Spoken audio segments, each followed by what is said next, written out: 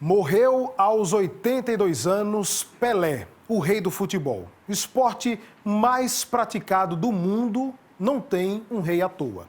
Pelé revolucionou o futebol, causou revoluções no mundo através do esporte. É como se existisse um futebol antes e depois da existência de Pelé. Ele transformou lances em verdadeiras obras de arte. E é o primeiro, grande ídolo do futebol do mundo. E para sempre o maior. O rei Pelé faleceu em São Paulo em decorrência de um câncer. E para quem não sabe, Pelé e Pernambuco têm uma história de admiração mútua. Aqui ele quase marcou o milésimo gol da carreira. Quase jogou no esporte. E foi no nosso estado que o rei Pelé casou também, né? Foi Recife, a capital pernambucana, foi o palco de um dos casamentos do rei do futebol para sempre. Confira a reportagem. Na relação de Pelé com Pernambuco, há momentos marcantes no campo e fora dele. Ao todo, Pelé jogou 21 vezes contra clubes pernambucanos. Foram 11 vitórias, 6 empates e 4 derrotas, com 13 gols marcados. Dos embates com os times daqui, Pelé elegeu o Náutico como um dos melhores que já enfrentou.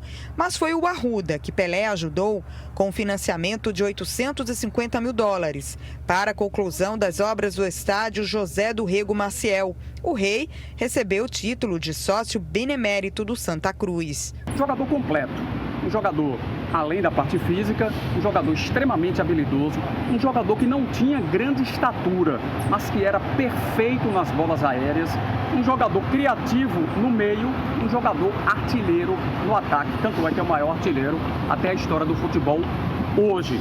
A figura pública do Pelé virou um símbolo mundial. Simplesmente ele virou um grande benfeitor para várias instituições de caridade.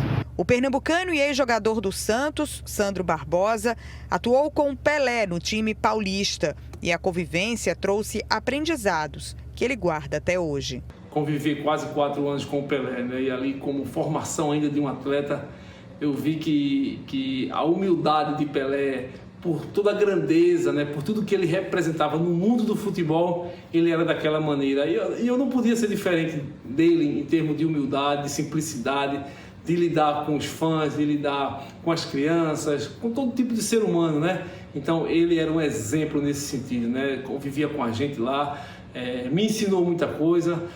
Quando eu cheguei no Santos, ele falou: é você que é o canhão da ilha, agora é o canhão da vila, viu? Começava a brincar comigo. E aí, Sandro, hoje tem gol de falta? Então isso para mim era uma motivação, era fantástico conviver com ele, né? A oportunidade de estar com Pelé marca a vida de quem o admirava. Foi assim com o jornalista Fábio Guibo. Como correspondente de um jornal de circulação nacional, ele conseguiu entrevistá-lo em 2 ocasiões. No casamento já foi uma coisa mais fechada, por conta da muito tumulto, muita gente, né?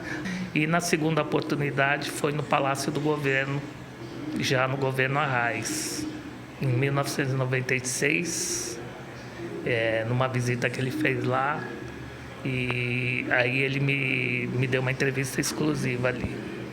E ele era ministro na época, né, do governo Fernando Henrique Cardoso. Você aproveitou então para conversar sobre política com ele? Sim, ele era ministro dos esportes e aproveitei e comecei.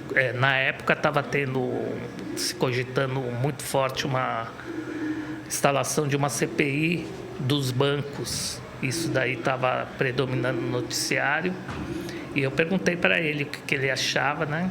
E ele disse que preferia que se instalasse uma CPI do povo, não CPI de político, que deveriam excluir os políticos e convocar representantes da sociedade para fazer essa CPI. Era neste hotel, em Boa Viagem, que o rei do futebol costumava se hospedar quando vinha ao Recife.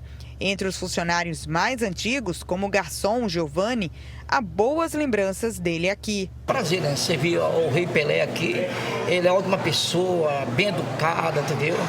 Gentileza, tranquilo. Graças a Deus a gente viu ele bem, ele serviu, comeu ótimo, entendeu? E foi uma estadia ótima aqui no nosso hotel, entendeu? Quiseram ele estar vivo para voltar novamente aqui. né? Pra gente ver aquele sorriso dele lindo aqui. O supervisor de segurança tem até hoje a foto tirada em 1989, ao lado de Pelé. É uma pessoa acessível, né?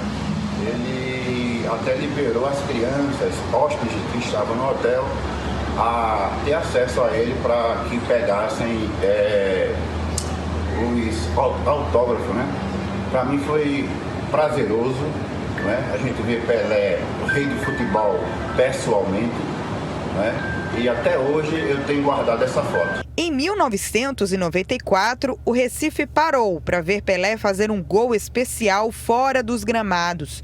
Ele casou com a segunda esposa, a Síria Nascimento, na Igreja Episcopal Anglicana, no Espinheiro, zona norte da cidade.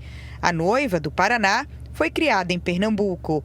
O público se amontoou do lado de fora para ver a cerimônia de casamento do rei do futebol, que entrou na igreja acenando para os admiradores.